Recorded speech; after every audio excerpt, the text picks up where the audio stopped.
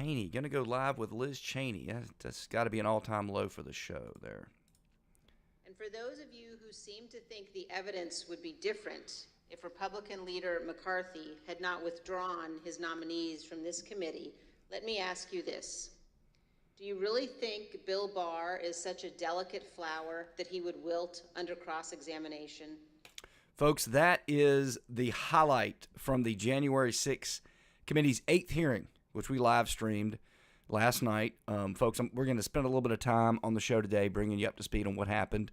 There's a lot of that nonsense. We'll fill you in, don't worry. Welcome to GAMcast for July 22nd, 2022. It is a cloudy day in Atlanta. We had a lot to talk about because it's slow news day. You're pretty much all caught up to date. If you want to tune out right now, you will not be behind on the news. There's no news out there because they've swept it because it's a Friday. It's July. People are on vacation. And the January 6th committee has to demagogue people for 24/7, 365 until Monday. Anyway, a couple of housekeeping notes I want to go before I get to this news that we're going to cover, which we're going to cover the January 6th committee, Cheney, Kinzinger, some COVID news. We're going to talk to Jordan, or we're going to listen to Jordan Peterson and give you a little update on what's going on electorally in the country. A bunch of other things we can get to it. We shall see. As to the housekeeping, as you can hear probably, or if you are on the YouTubes or the Rumbles. And by the way, those of you listening on Rumble, and increasingly you are, thank you. I'm going to try to figure out how to live stream simultaneously on YouTube. Right now we're just syncing it. But since a number of you are listening on Rumble, we're going to try to be able to do that live. I should be able to do that by next week. We shall see. Other housekeeping is I apologize for the sounds. I am being ravaged by the common cold, which is one of the worst colds I've ever had here. So anyway, sorry about my voice, and I'm seriously one sick puppy. I felt really bad after 2 hours, or I think I actually went 3 hours with the live stream last night with this nonsense. But anyway, without further ado, let's get to what's going on there. Liz Cheney, I almost fell out of my chair. That was near the end. The January 6th committee has settled in to a routine, which is an awful routine. I've said this before. I've never seen anybody go from starting something and get worse. But they literally have managed to get worse as they've gone on. They've gotten away from witnesses. They started with more actual witnesses, and they've gotten away from witnesses and more of the speeches from Cheney and Kinzinger and whoever they have heading the hearings. And just so you understand logistically how that works, I mean, it's a show trial, so you can literally do whatever you want. There are no rules. Now, whenever I go to court, I try a case. There are rules upon rules upon rules.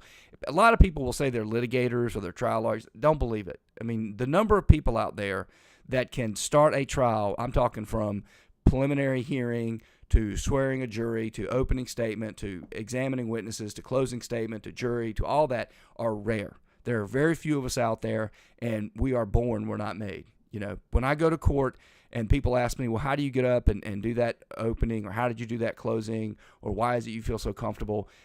They're asking me like how I learned to walk or how I learned to open a door. Like I have no idea.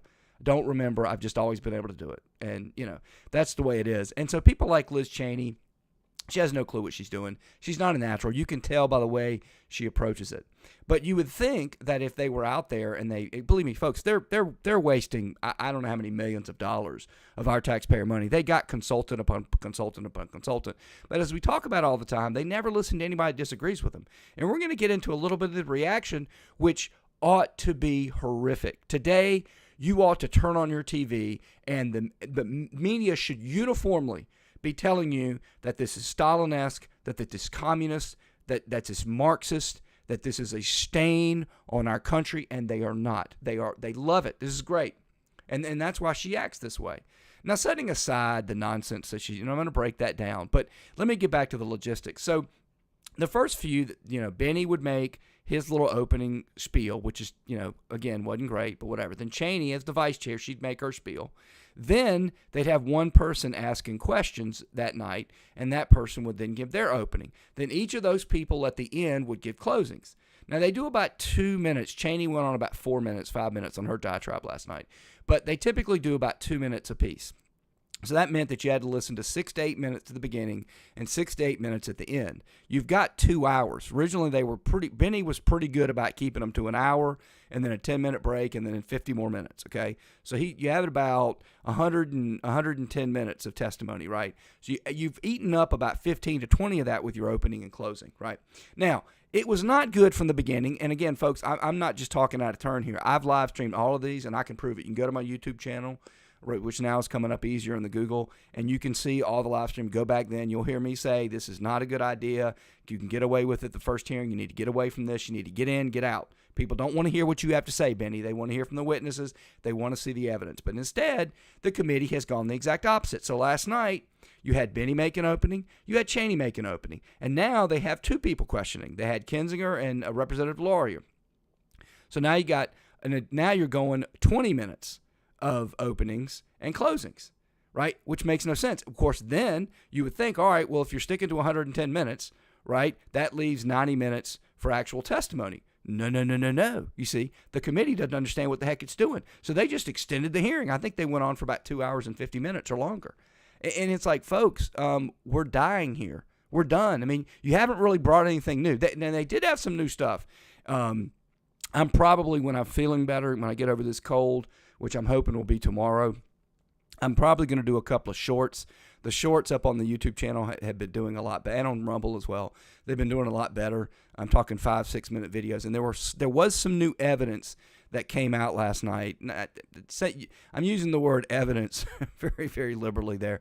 I mean, they came up with some things I had not seen, no one else had seen. They weren't really of any moment, but they did come up with a few things. But by and large, they had nothing more. What they did have, though, was a lot more platitudinal lecturing from people like Liz Cheney. We're going to go back and listen to a little bit of it in a moment. But anyway, not very effective at all. And again, this kind of thing that really ought to disappoint Americans. In fact, let me just jump right here. I wasn't going to do this, but this is from our friends at 538. Again, on the Great American Mail, we almost always go to the left.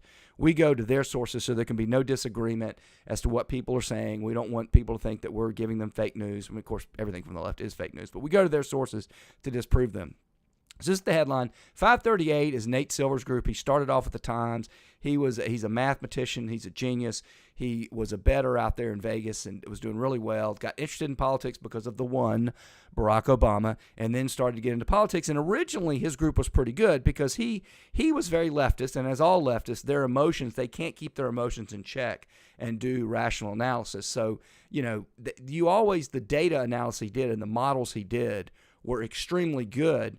And you always just had to read them with a grain of salt because they would be tempered a little bit with his leftist viewpoint. Well, now his sight has gone almost over to the left. And so now you can't rely upon any of their real work. Their models are still pretty good, although they're going to get suspicious, I suspect. In about 2 to 3 or 4 or 5 years, they'll be useless too because the left ruins everything it touches. It has to, right? Because emotion, right, trumps rationality. And if that happens, then it's just a matter of how long until you're off the cliff, right?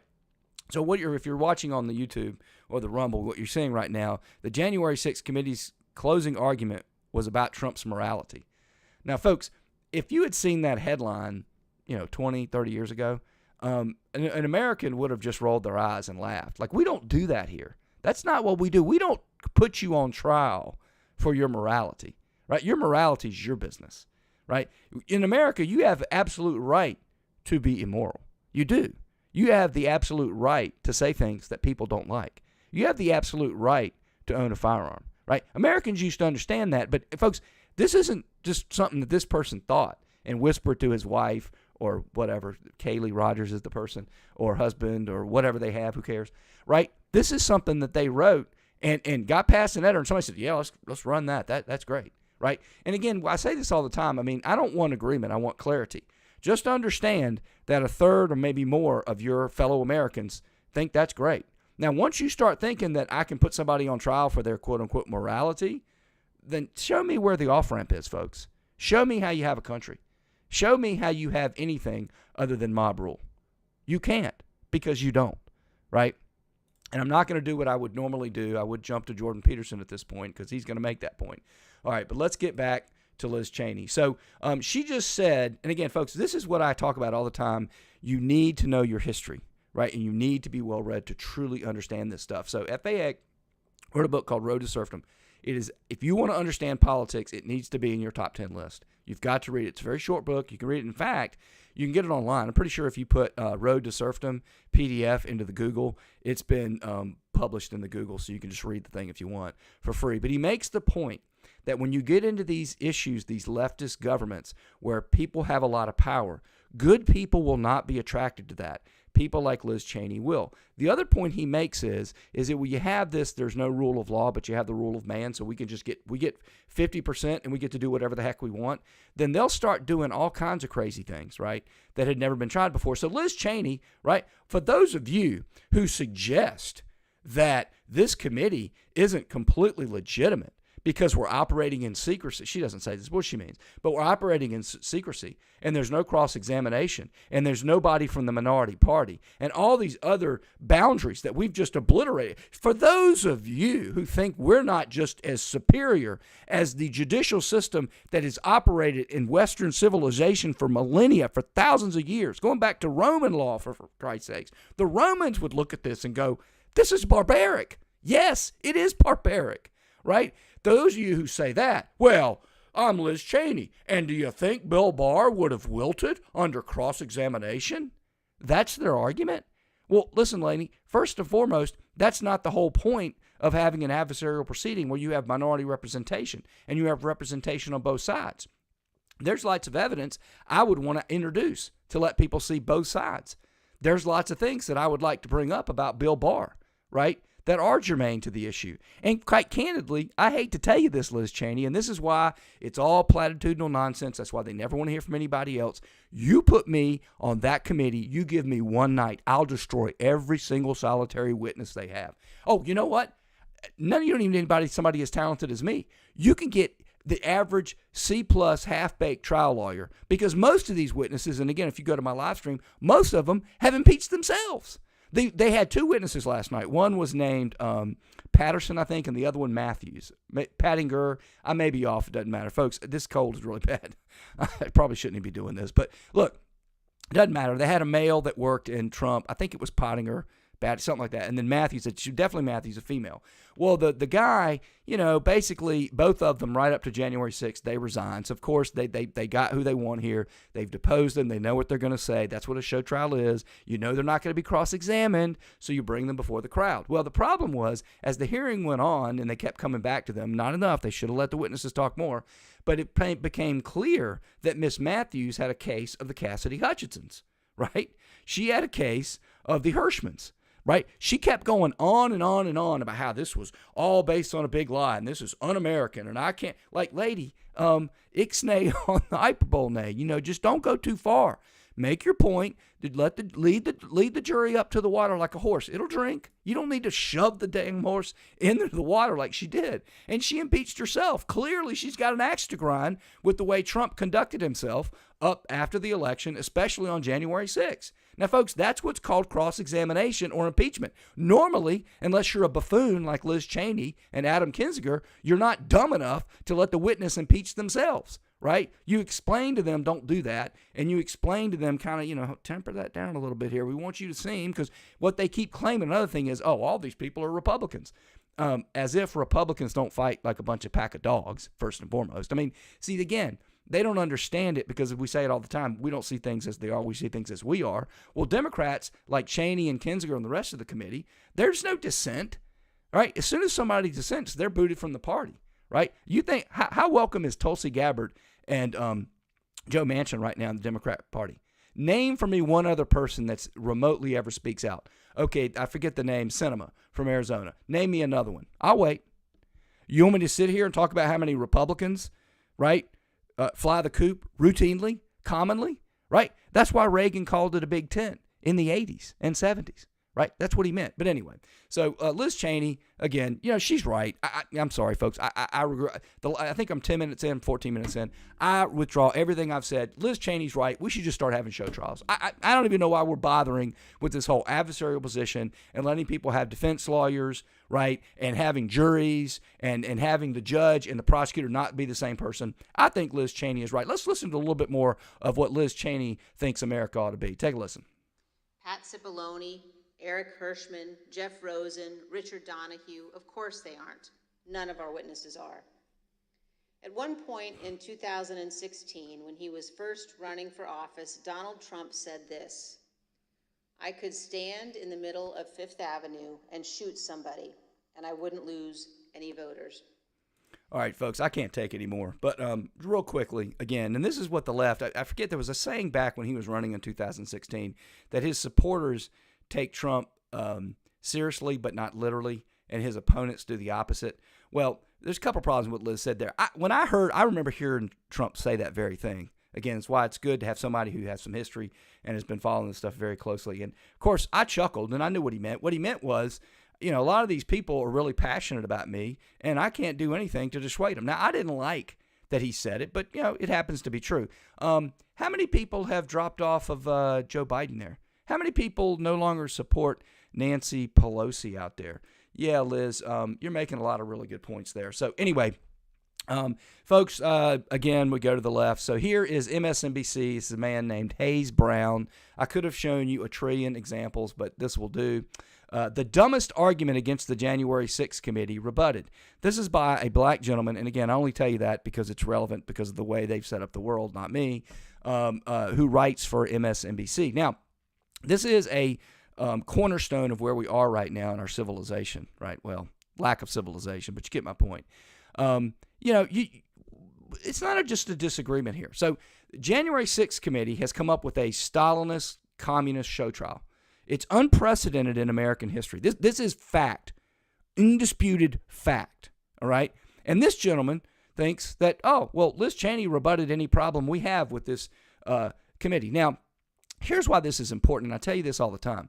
Don't blame Hayes Brown. I looked him up. He's 34 years old. His entire formative political career has been in the Barack Obama era, where he thinks that he should get special privileges because he's black, that he's treated differently because he's black, even though the law hasn't been that in this country since before his parents were born, right? But that's okay. That's what he thinks, right?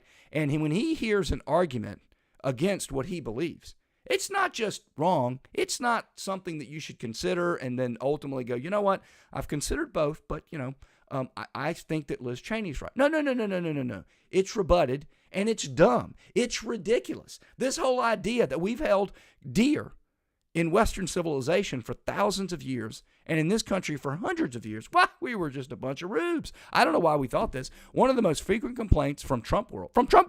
I'm not part of Trump world, folks. I didn't support Trump in 2016. I voted for, I didn't actually vote for Trump. I voted against Hillary. I actually did vote for Trump in 2020, actually. But anyway, the point is, I'm not a Trumpster, but I'm a constitutionalist, and what they did to him was abhorrent, and his policies were decent and good.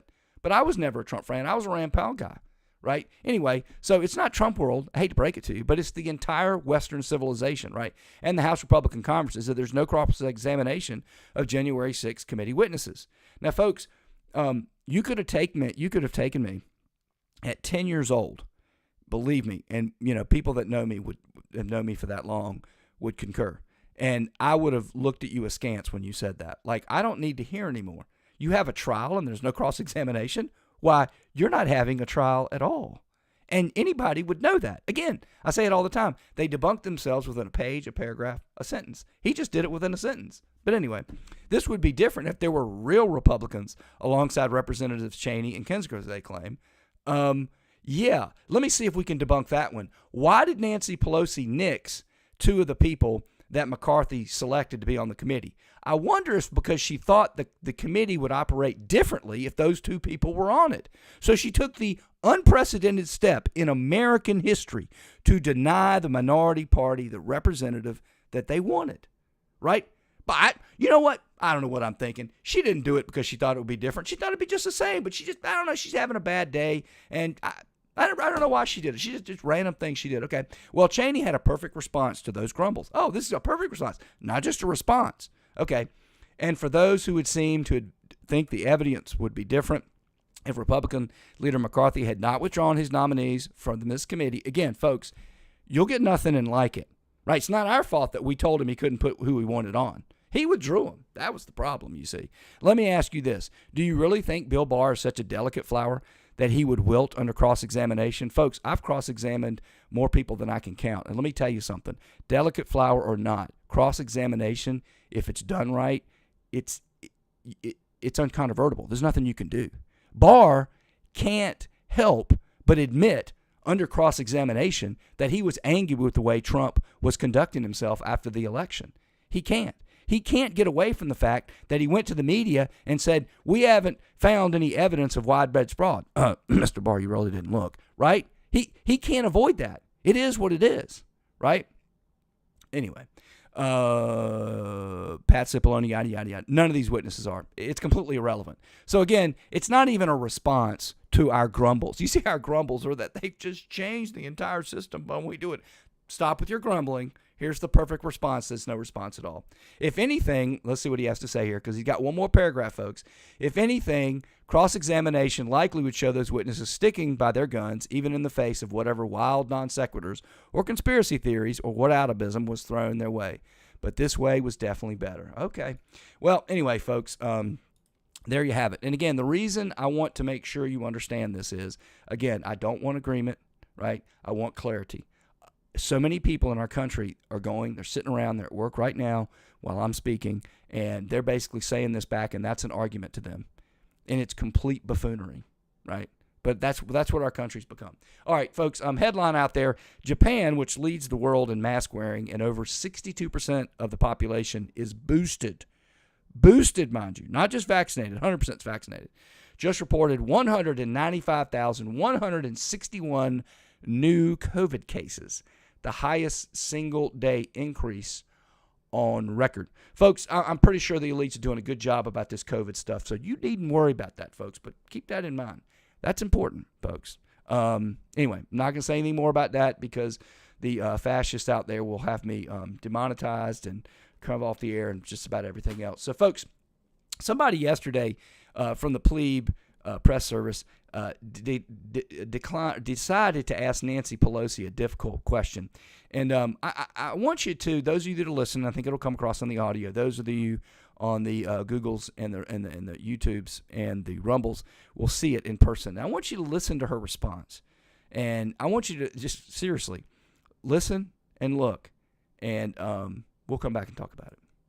Over the course of your career, has your husband ever made a stock purchase or sale based on the information he's received? What are you saying?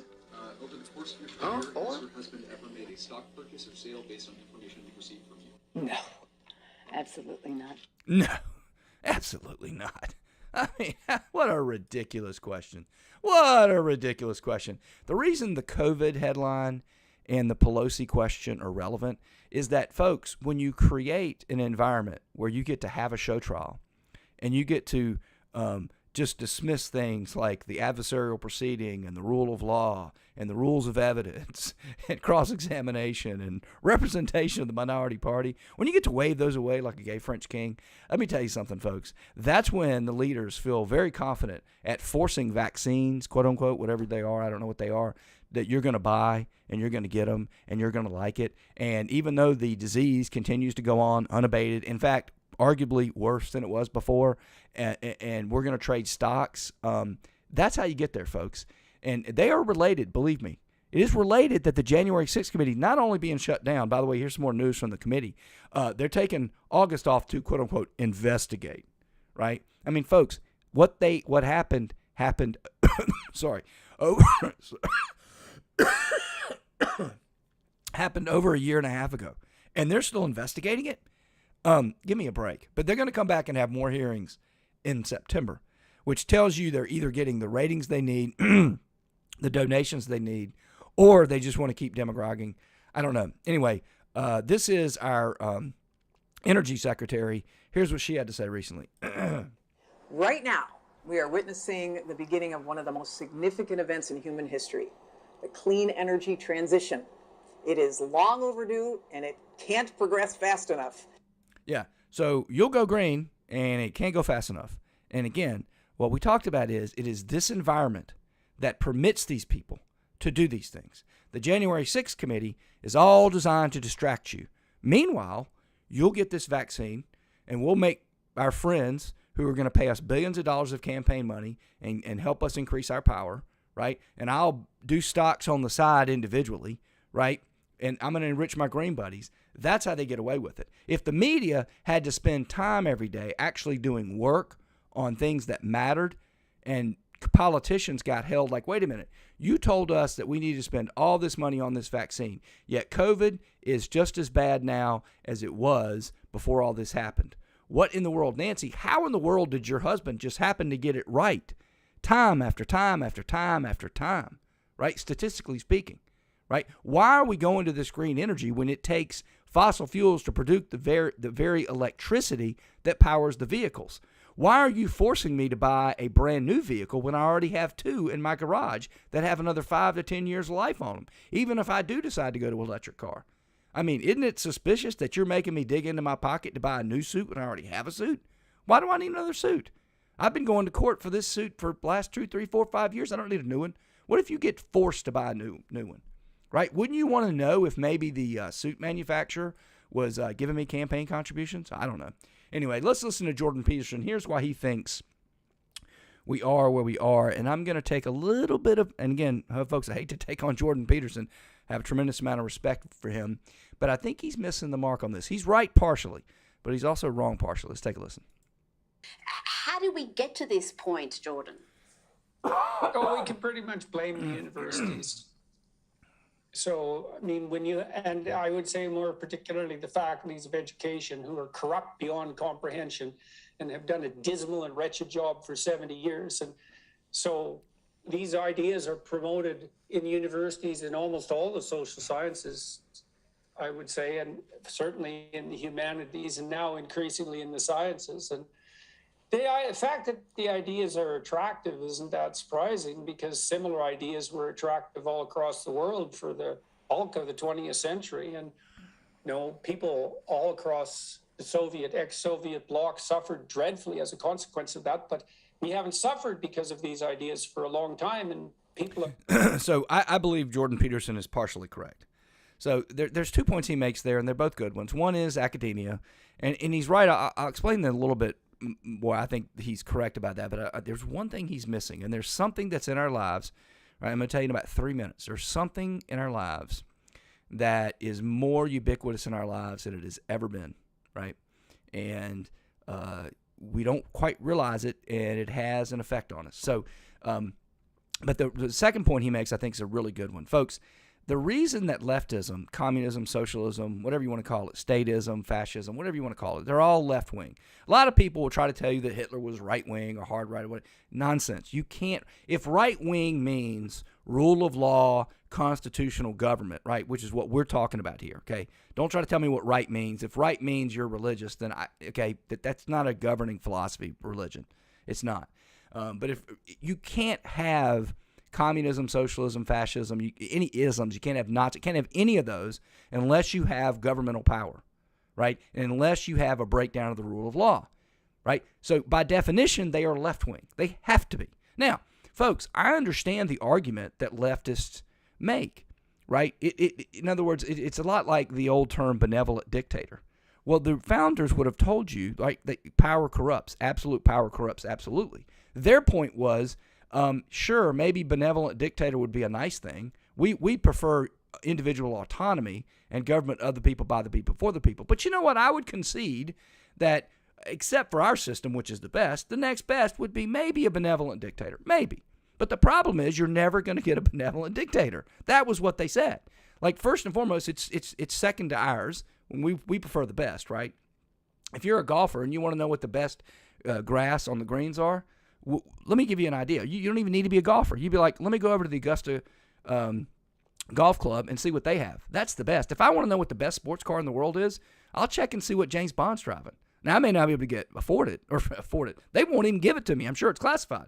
But I know it's the best, right? Same thing. They wanted the best system. But, secondarily, benevolent dictator. The problem is, and what's always been shown with these systems, is that the power they get, it corrupts. And the next thing you know, instead of doing what's good for the people, they end up doing what's good for the powerful, right?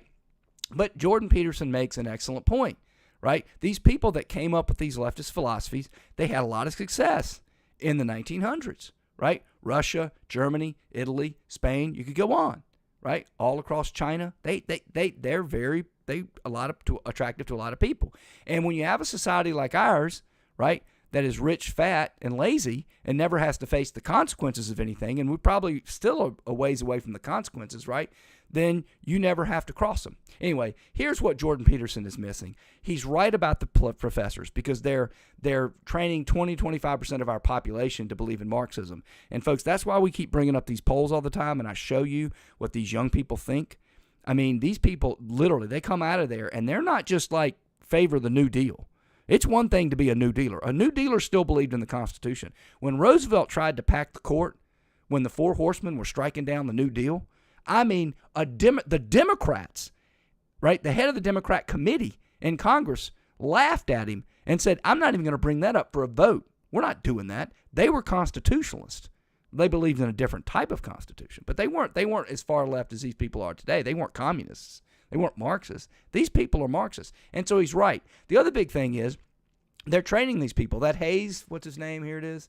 Hayes Brown. He didn't learn to think that way on his own. If he'd have grown up, right, in a normal society and never gone to college, he would have, just like me, been like, Liz, is it a trial if you don't have cross-examination? Is it a trial if you don't have representation from some other side?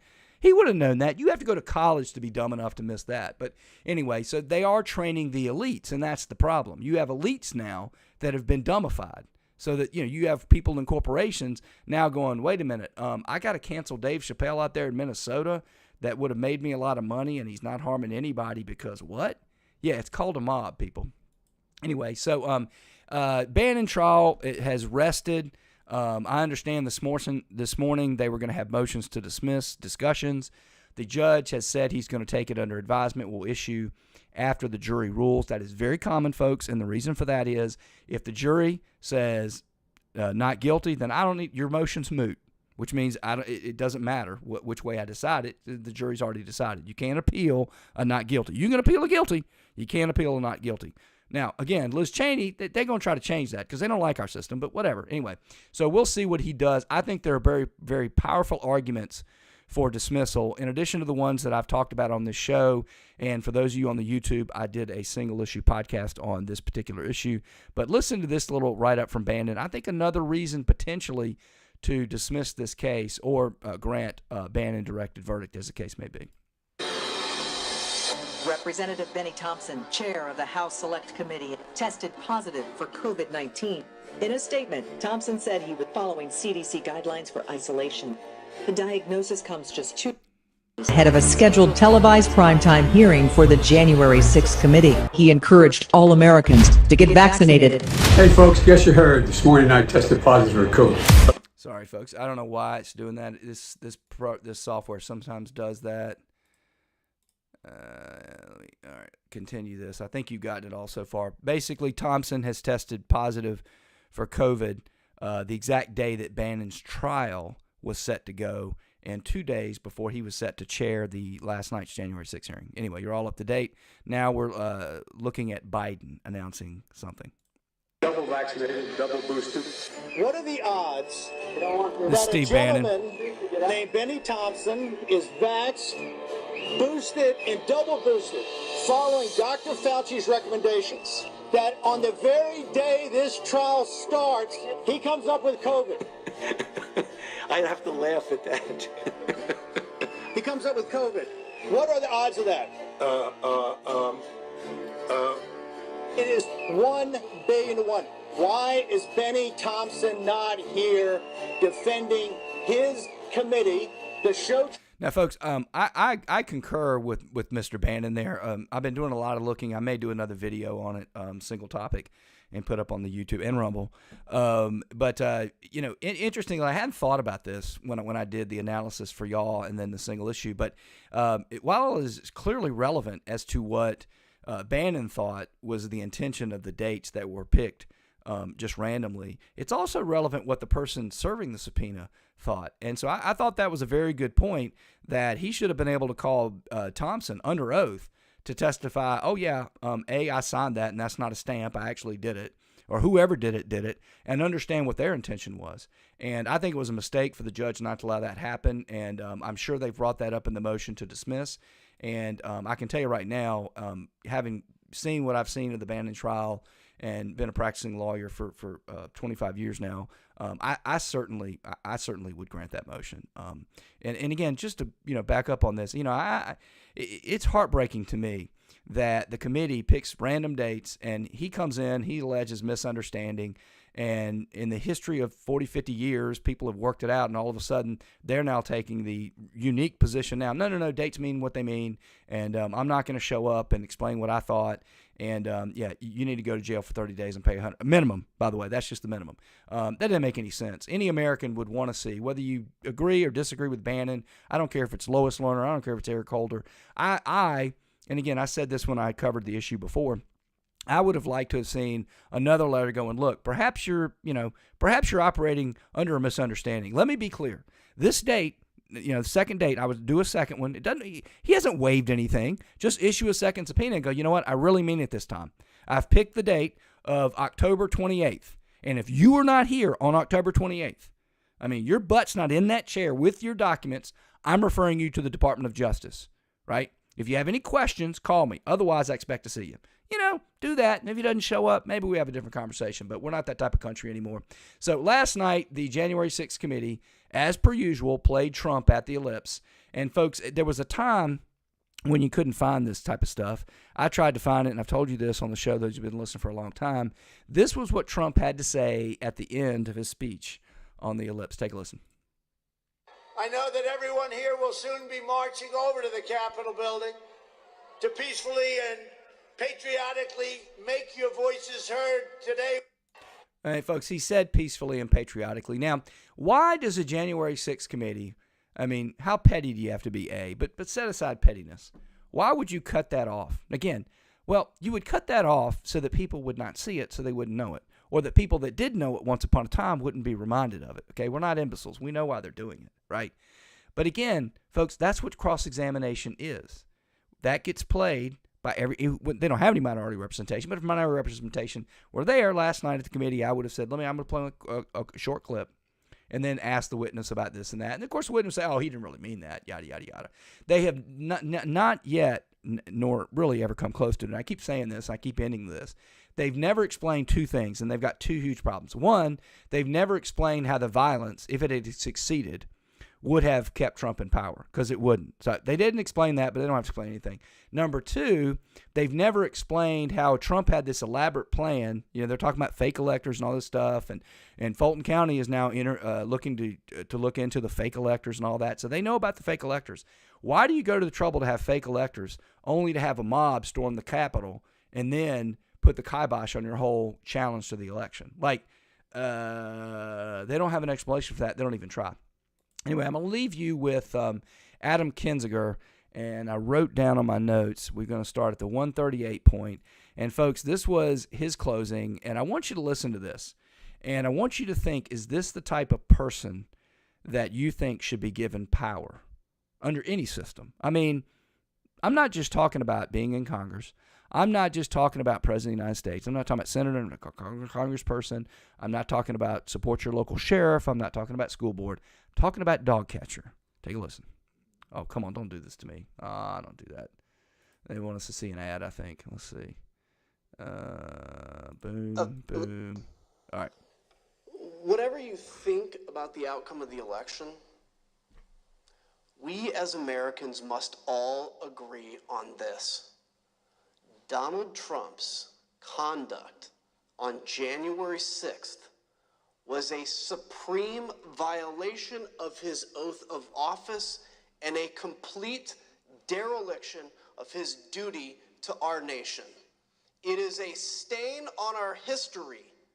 It is a dishonor to all those who have sacrificed and died in service of our democracy.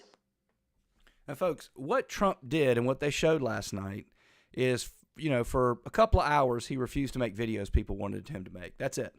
And he was supposed to control a mob. Now, folks, what is a mob? What is a riot? Is it something you think you can control? Do you want somebody to come back every day of your life and say, hey, you could have done this, you could have done that, why didn't you do this? That's not the way dereliction works. You have to show gross negligence, which they didn't show. But see, he expects 100% agreement. You don't disagree with people like that. He should not be in power, should not be on the committee. You are now all caught up to date. And if you liked this live stream, I hope you tune back in tomorrow.